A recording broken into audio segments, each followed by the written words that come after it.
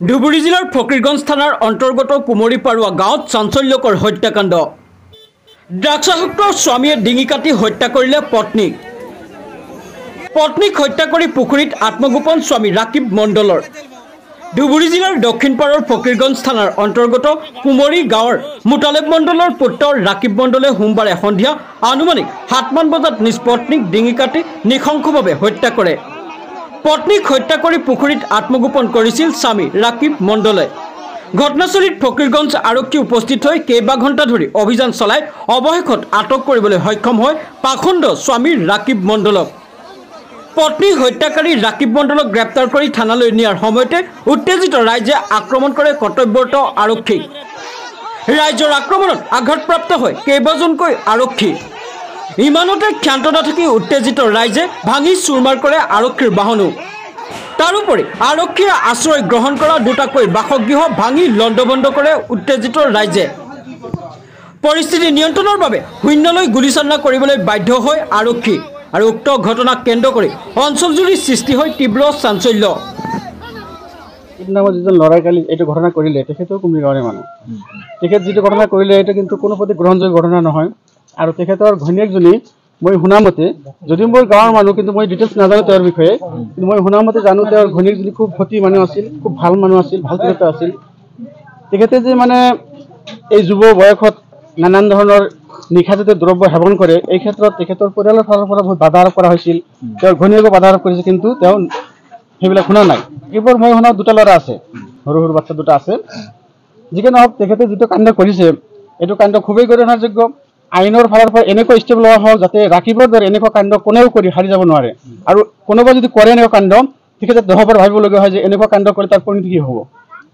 ৰাকিব মণ্ডলে তাৰ ঘৈণীয়েকক গলত ছুৰী দি কাটি একেবাৰে শেষ কৰি পেলাইছে। পোৱাৰ লগে লগে আমি ইয়াত আহিলোঁ, স্কুলত আহি আমাৰ ফকীৰগঞ্জ আৰক্ষী অচি ছাৰক ফোন মাৰিছোঁ, এই ছাৰ এনে ঘটনা। তাৰপিছত অচি ছাৰো আহিছে ষ্টাফ লৈ। তো এনেকুৱা এটা পৰিৱেশ হ'ল, মানে সেই ডেড বডিটো এইখন ঘৰতে আছে, কিন্তু সেই ৰাকিব নামৰ ল'ৰাটো এই ঘৰৰ উত্তৰ ফালে এটা পুখুৰ আছে, এই পুখুৰৰ মাজত তেওঁ ডেগাৰ চেগাৰ লৈ মানে শুই আছে। তাৰপিছত মানুহ মানে এটা আতংকৰ পৰিৱেশৰ সৃষ্টি হ'ল। যিটো আছিল কথা মানে এই ল'ৰাটো এনেকৈ মানে নিজৰ ঘৈণীয়েকক মাৰি মানে পানীৰ মাজত মানে তেওঁ শুই আছে। তাৰপিছত মানে আমাৰ ফকীৰগঞ্জৰ ষ্টাফ আহিল, অহাৰ পিছত প্ৰায় 2 ঘণ্টা 2.5 ঘণ্টা হ'ল। সেই ৰাকিব নামৰ ল'ৰাটোক কোনো প্ৰকাৰে উদ্ধাৰ সক্ষম হ'ব পৰা নাই। কমেও 40-50 হাজাৰ মান মানুহ গেডাৰিং হৈছিল। 2 ঘণ্টা 2.5 ঘণ্টাৰ পিছত আমাৰ ফকীৰগঞ্জৰ অচি কুঞ্জন ৰবি দাসৰ নেতৃত্বত তেওঁৰ এটা সজাতি দল মানে আৰক্ষী চকীৰ মানুহবিলাক আহি বহুত মানে কষ্ট কৰাৰ পিছত সেই ৰাকিবক লাষ্টত উদ্ধাৰ কৰিবলৈ সক্ষম হৈছে। 2.5 ঘণ্টা ৰাইজৰ সহযোগত উদ্ধাৰ কৰিবলৈ তাক ধৰিবলৈ সক্ষম হৈছে। কিন্তু ঘটনা হ'ল মানে কি, ৰাতি অন্ধকাৰ ৰাতি এনেকুৱা এটা পৰিৱেশ হ'ল, যেতিয়া তেওঁক ধৰিলে সেই ৰাকিবক ধৰাৰ লগে লগে ৰাইজে মানে ইমান এটা বিশৃংখলা বা মানে পৰিৱেশৰ সৃষ্টি হ'ল, মানে উত্তেজিত হৈ গ'ল। সিহঁতে কি কৰিলে, আমাৰ অচি ছাৰে আৰু ষ্টাফ লৈ সেই ৰাকিবক লৈ এই পথাৰ দি বোকাৰ মাজত মানে তাক সেই মেইন ৰোডত উঠাৰ কাৰণে মানে গ'ল। কিন্তু এইফালে কি ক'ল, মানুহখিনি চতুৰ্ফালে আগৰি আছে, মানুহখিনি হাজাৰ হাজাৰ মানুহ সেই আমাৰ কুমৰী গাঁৱত মানে মন্দিৰৰ আগত গাড়ীটো থৈছে।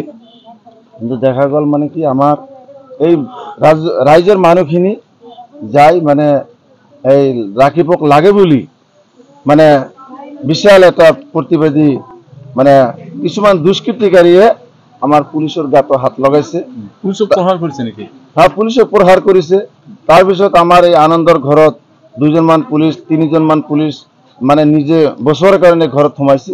সোমোৱাৰ পিছত মানে এই অন্ধকাৰ ৰাতিত কিছুমান দুষ্কৃতিকাৰী, কিছুমান থাৰ্ড পাৰ্চনৰ মানে দুষ্কৃতিকাৰীৰ নেতৃত্বত তাত মানে অপ্ৰীতিকৰ ঘটনা এটা হৈ গ'ল। আমাৰ কিছুমান হিন্দু মানুহ আছে, তেখেতৰ ঘৰ বাৰীবিলাক একেবাৰে মানে ভাঙচুৰ কৰিছে।